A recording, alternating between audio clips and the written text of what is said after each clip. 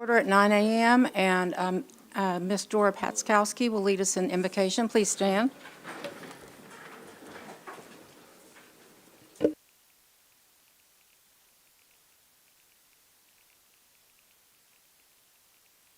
Everyone here, and ask that you lead, guide, and direct us in what we're doing and do the best that we can for our Cherokee people. Father, I pray for our chief and deputy chief that you will direct them as well. For it's in Jesus' name, amen. Thank you, Dora. Shelley, roll call, please. Yes, ma'am. Victoria Vasquez, Ani? Condesa Teehee, Keith Austin, Danny Calliston, Julia Coates, Sean Crittenden, Joe Deere, Mike Dobbins, Rex Jordan, Johnny Kidwell, Daryl Legg, Wes Snowfire, Dora Petskowski, Here. Joshua Sam, Mike Shambaugh, Melvina Shotpouch, E.O. Smith. We do have a quorum. Great, thank you, Shelley. I'd ask for a motion for approval of minutes from our last meeting, September 29th. So moved. All in favor? Aye. Unopposed? All right. We will begin our day, this meeting, with our cultural tourism report, and it looks like Mr. Travis Owens is here in place of Molly. Welcome, Travis. Good morning. Thank you all for having me with you today. I'm grateful to be here on this chilly morning. I'll just give a couple of highlights from the report. We continue to work on the planning for the Cherokee Heritage Center. So we're getting ready to enter the master site planning phase as we look to award that project to a new architecture firm to start really beginning those efforts there. I'm happy to report the Cherokee Nation Anna Mitchell Cultural and Welcome Center has been well received by visitors. And our first full month of operation there in October, we welcomed about 1,000 visitors from 35 different countries, 35 different states and 5 different countries. So as far away as folks coming from Ukraine. So we're very excited that that site is sharing Cherokee culture with folks coming in off of Route 66 and I-44. We also, it's hard to believe that Cherokee Art Market was just October 8th and 9th. We've had a lot of programs and events going on, but we had some, this year was really special. We had a lot of our artists, Cherokee artists and national treasures, win the top prizes, including Best of Show. So very excited about our Cherokee artists and the work they're doing. Our Cherokee Nation gift shop has been rehomed to its new location at Cherokee Springs.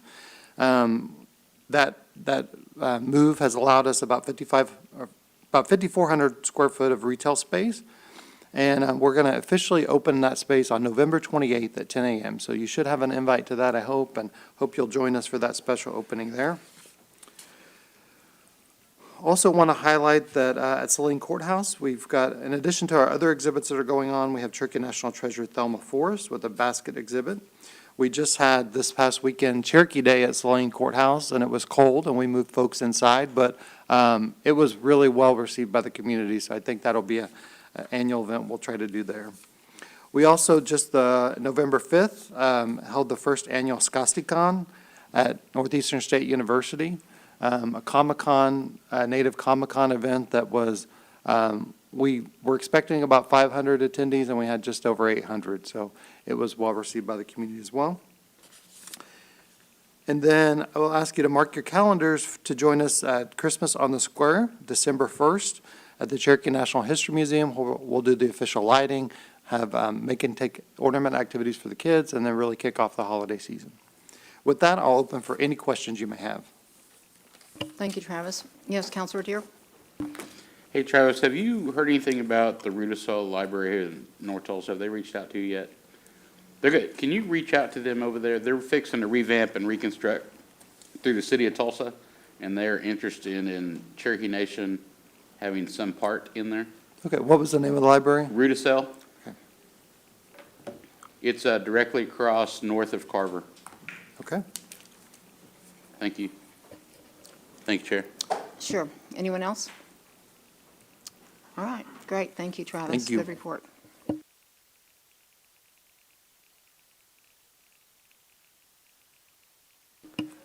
Next up on the agenda, Mr. Howard Payton with our Cherokee Nation Language Department. Welcome, Howard. We're all smiling real big, aren't we, about tomorrow?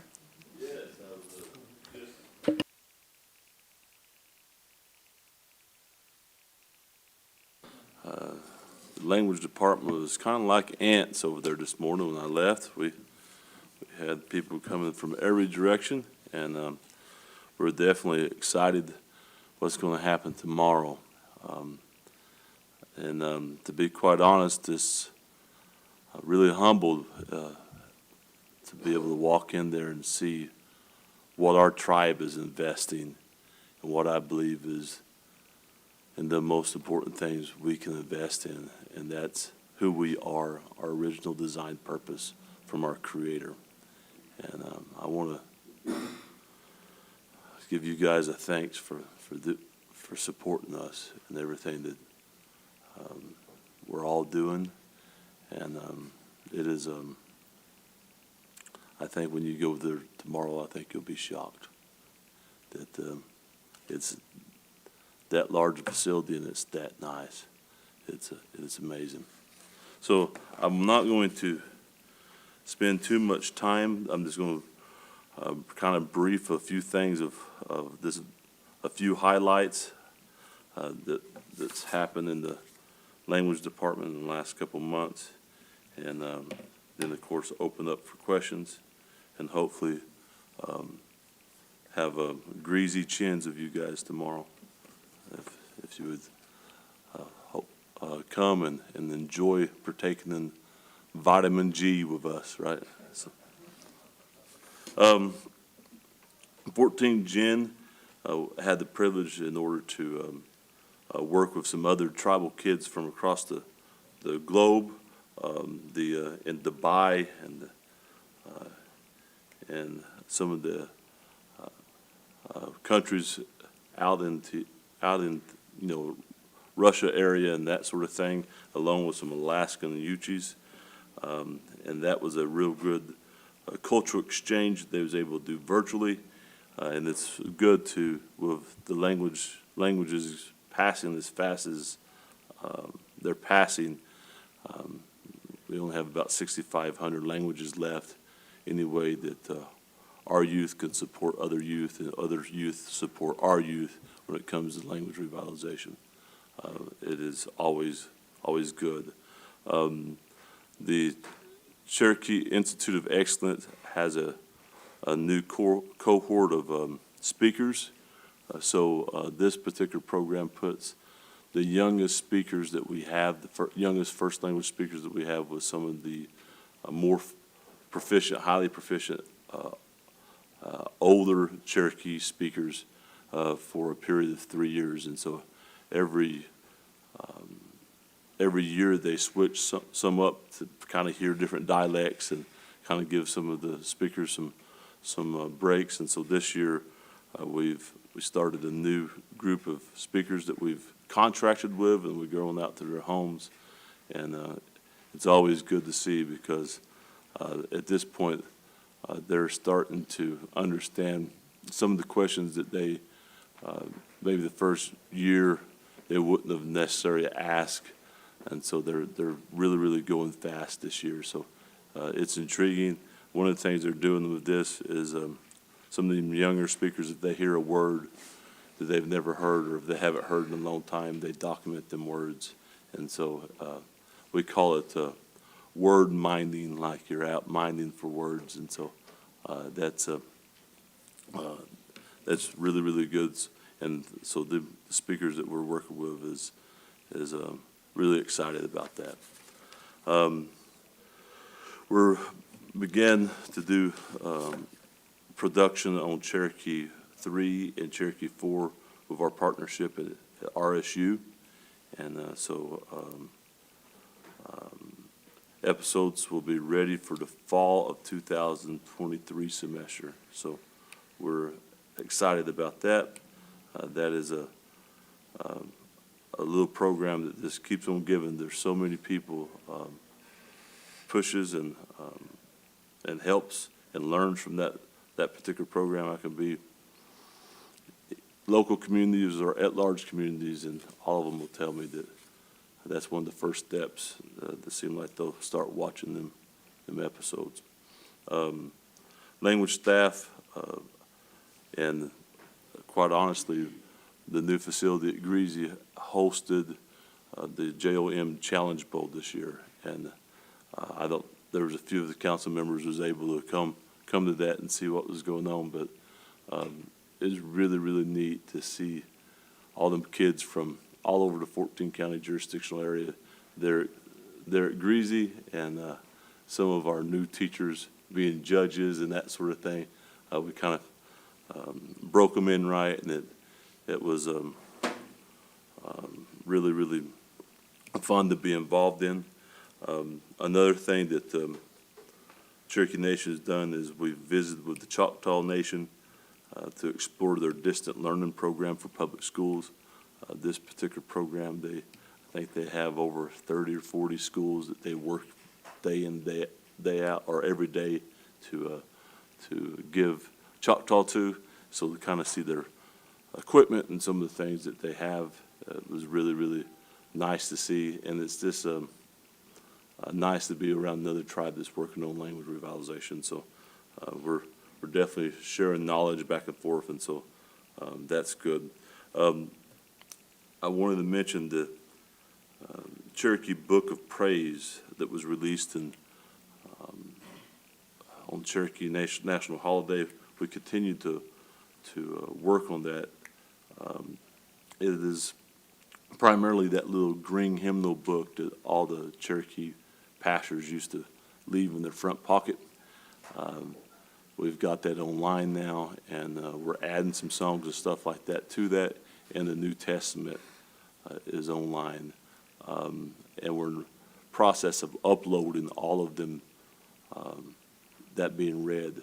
And so it won't be too long that you drive down the road and tap in on your phone, or you can be wherever and hear the book of Matthew, the book of Mark, be read to you in Cherokee. And that will, the individual verses will highlight while it's being read, and also the different songs when they're being sung. So we're kind of using that as kind of a teaching method to learn our songs and some of the things, because them verses or lines will be highlighted while it's being read or sung. So there's a lot more. One of the things I will talk a little bit about, there's a new book that's been made that you guys will see tomorrow. We ordered 2,500 copies of them. That's stories told by Cherokees is basically the name, and it's written in Cherokee and then phonetics and then in English. But what's good is it has them little barcodes that you can take a picture of, and immediately your phone will switch to YouTube, and that will be read to you in Cherokee. So we've got another book that should be coming tomorrow. That'll be a little bit of surprise. It does the same thing. So there's a lot of these little technologies that we're really, really happy about. Of course, the translation team attended the Language Consortium in Cherokee in October. That went really, really well, and we have some of our Eastern Bands brothers and sisters here today to be in an event with us tomorrow. Speaker services is going great. We continue to push.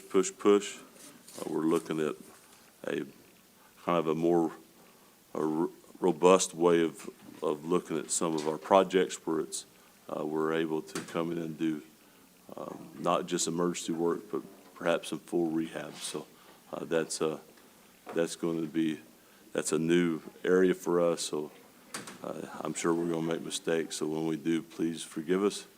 But we're going to try the best we can to help as many people as we can. Hope you guys come tomorrow and enjoy the festivities with us. And if you have any questions, I'll be more than happy to answer your question. Yes, Counselor Legg. Howard, that was an excellent report.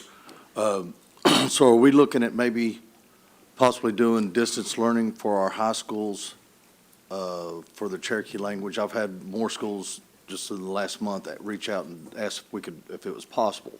I didn't know how to answer them because I know if we have 300 schools in our area, how would we do that unless we did kind of a telecom? Yeah. And we'd have to designate probably 1 hour of the day if anybody wanted to get in and learn, but I know that is a huge interest here. Is it accredited through the state with the Choctaws? So there's, Counselor Legg, it's something we're scratching our head about all the time. To become highly proficient, you need over 2,000 hours, right? But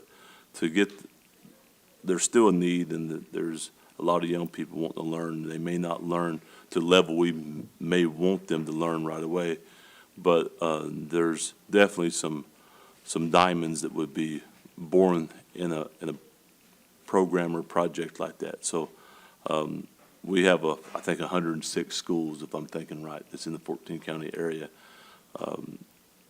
And what they're doing is they'll have a accredited teacher in that classroom. They've written a grant that allows them to put equipment on both sides for the school and in here. And so that's a grant that we're investigating and looking at. And so what we're looking to possibly do is to do a little bit what they're doing. We're not going to jump on the deep end of the pool totally yet, but what we're hoping to do, if we're able to secure them resources through that particular grant, it's pretty neat to kind of watch because they have technology. They'll have an accredited teacher in the classroom, but a kid in the classroom will start asking a question, and I guess voice recognition, that sort of thing, that their cameras in their classroom will line up with just that child, and that child can have a one-on-one conversation where you can even see how they're pronouncing, and it automatically is doing things like that. So, and then they have these breakaway classes where they have one-on-one time with kids that's having a little harder time learning and that sort of thing. So it's really neat to see what the Choctaw Nation is doing. So it's something we're looking at for sure.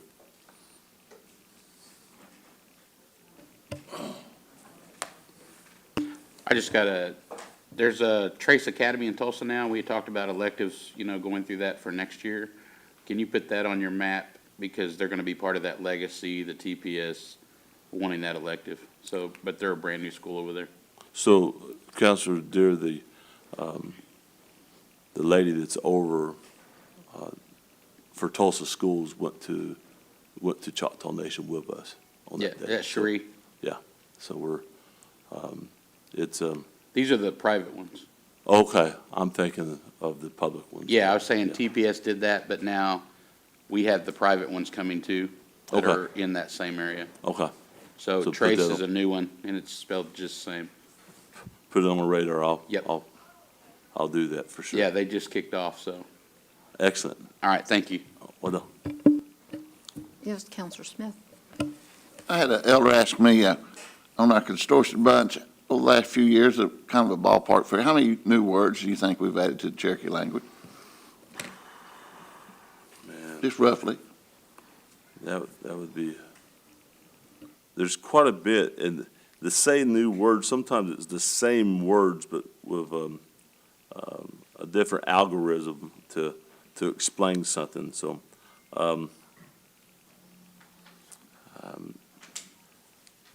I would say, I don't know, maybe 5,000.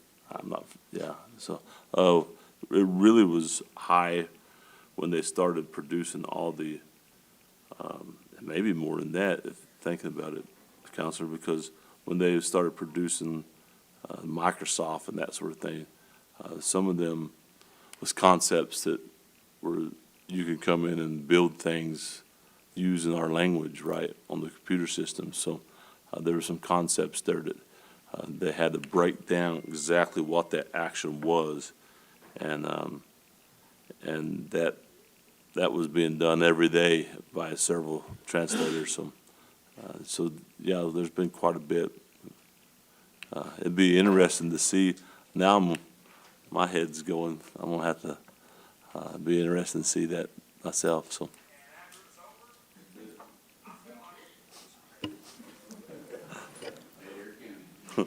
Any- Anyone else have questions? I've got a couple of things. Okay, Howard, I wanted to ask you about regarding the emergency housing needs team. Is there one particular contact for that, because I've had a couple of inquiries myself from people in this area wanting to know how they get help? We generally send them to Sammy Eagle, Okay, and I can definitely get you that contact. yeah, if you just send it to Gail and have her send it out to everybody. People may have it, but I didn't have it down. Thank Absolutely. you. And I wanted to say thank you to, and to Dennis Sixkiller for kicking off the first Cherokee language class at Anna Mitchell Cultural Center. It's still ongoing once a week, I believe, until the end of November or early December. I attended the first one, and I can see how definitely you have got to be focused and spend a lot of time just learning the syllabary. It's Yeah. just overwhelming but exciting to see. We had a good turnout and are continually having, I believe, around 15 students that come, and some not just from Bonita. So it's a wonderful thing, and I just want to thank you all for that. Yeah, awesome. No. Anyone else? Oh, yes, go ahead. Just real quick, you were talking about a program that might turn English into Cherokee. Years ago, I bought a computer program called Dragon Speaking, where you talk to your computer and it dictated what you said. Is that kind of the same type deal? Well, there's definitely speaking engines, language engines that would do that. The problem that you have is the more they know, our elders aren't real keen on, or I say a lot of them's not real keen. I'm sure there's a few that's fine with it, of a computer being able to do that level in our language. And so there's some of that can happen. It is, of course, our words being recorded and that sort of thing is all there. So if there's a day that's what they want to do, perhaps then we can definitely do it. But at this point, it's not translating back and forth because it's kind of spooky a little bit, to be honest, Counselor, that there's technology to that level. So. Oh, well, your computer has to learn how you talk. You have to sit there and talk to your computer, and it learns how you talk. But you have to say sentences completely, and you can say period when you're through, you have to learn that program to do it. And it was interesting. I tried it, but it's a tough thing to do. But anything you said, it just wrote it down. It was amazing to me. But I imagine that might be difficult with the Cherokee language, though, because if you're saying that one word can mean different things, that would be hard to do. So, Counselor, you have to have a sample size of at least 500, and then it builds onto that. And so there's the recordings and stuff that we're doing now. If one day that's what we believe we need to do and feed it, that's maybe a possibility. But I think it would be after much thought and, quite honestly, much prayer before we jump into that, because this is our language, and it's really sacred. And so some of the things that we see in the modern world that they do in language and they don't handle with that level of care.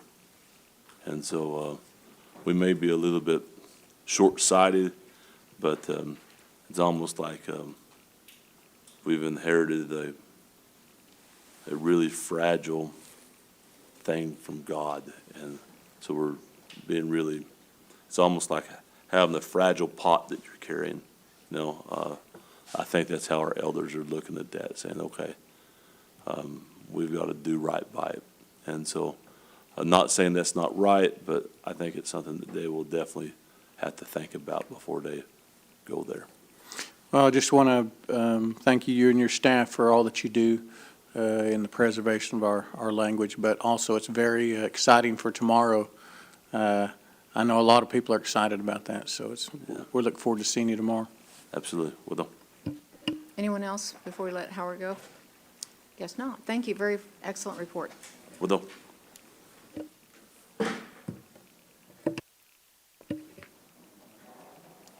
Up next, Mr. Kevin Stretch with Community and Cultural Outreach. Hello, Kevin. Seonagad, Kalilega Jigadoham. So we're having new organizations come to us and to form new organizations, Cherokee Nation CCO participating organizations, so that's good from all over. And there are several construction projects ongoing right now, and other construction projects for the future. We're looking at having the CCO conference in June. We're trying to clear it up, clarify. It'll be in person through the administrative calendar, but it's going to be in June sometime. So you can mark your, I'll let you know. That's Sequoia County, right? All right. Sorry, Counselor. The on-res cultural programming will be handled through Senior Advisor Keenan Duncan's office. So all of those, the programming on the reservation will go through him, okay? We continue to work through speaker services, with speaker services, our volunteer program to help with construction projects with the language department. So we appreciate them reaching out to us and allowing us to help them out. The volunteer program is gearing back up to host. It's been a few years, but we're going to start hosting college alternative spring break, alternative fall break programs, as well as other programs, typically through the colleges, to come down where we used to concentrate on a different area of the reservation to have multiple projects going on at one time. So we're looking at several colleges coming in early next year. We're continuing working with the language department on Cherokee-speaking church hubs so that we can use some of our sustainability funding for that. We're in the process of getting bids. Howard's crew is on that. And then the online history course is in the works, as announced by Principal Chief Hoskin. So we're looking forward to that coming out. That's not through our department, our program, but we get a lot of questions about that. So with that, are there any questions? Yes, Counselor Coates. Hi, Kevin. I was just wondering, can you verify, there's an annual stipend or award that's made to each of the at-large organizations. Am I understanding that correctly? That's correct. Yeah, you- it's $2,000, and we've actually sent out over the last month requests for new W-9s, and that's all it takes for them to. It's not really an application. They just have to turn in their W-9, and we send them the check. Okay. And so is it usually dispersed like right after the beginning of the fiscal year or something like that? Yeah. Yes. Okay. All right. Thank you. Anyone else? All right. Thank you, Kevin. Thank you very much. Matong. Next up, Ms. Betty Frog, Cherokee National Treasurers Advisory Committee. Good morning, Betty. Sale, Nagad. I forgot all about this meeting, so I'm out of breath because I ran to the car and ran from the parking lot over here. It was really funny. I'm like, oh my gosh, I forgot all about it. Anyway, the Cherokee National Treasures are featured at the Saline Courthouse Museum on a 3-month rotating basis. The following treasures and their work will be featured in the upcoming months. Right now, Thelma Forrest will be there till December, and Robert Lewis will be the new one starting in /23. Robert is known for storytelling. And as part of the exhibit, each artist has the opportunity to host artist talk and/or demonstration held at the museum. Cherokee National Treasures may now begin signing up for our mentorship program for the year 2023. The Cherokee National Treasures will regather in person. You hear that? In person. We haven't done that in 3 years. But anyway, for luncheon held on December 8th, and the Tribal Council is invited, so please mark your calendar for December 8th, 11 o'clock at the Chota Room at the casino. We lost another treasure, Al Herring, who was known for his bows and arrows. His services were held Saturday, October 29th, at the Hart Funeral Home in Tahlequah. He was 86 years old. Skumnagitchisi. Wado. Anyone have any questions for Betty? My mind is racing. We got this big thing tomorrow. I'm sure you know about it, the opening of the Language Center, and my mind is going, It's oh, I got to okay. do this, we got to do that. What's going on? Where do we meet? I was like, oh, my God. Okay. Any questions? Sorry. Guess not, so all the And you brought Thank me you. back for this. No, I'm just joking. Good to see you. Thank Sonata. you.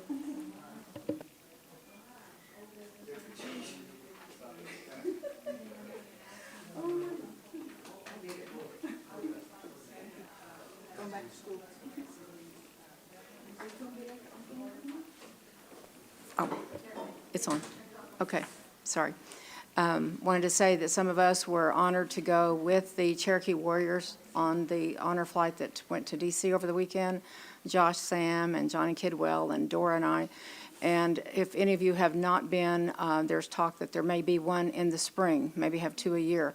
So I urge and encourage you, if you can at all. It's one of the most moving things that we can do to honor our veterans, and it was a very special time also because we got to witness the honoring of and opening of the memorial for Native veterans at the Smithsonian National Museum of the American Indian, and there was a procession, and our veterans were, I believe ours was the first group out, and it was a sight to see. There were hundreds of veterans from all over the country, so anyway, it was a great time.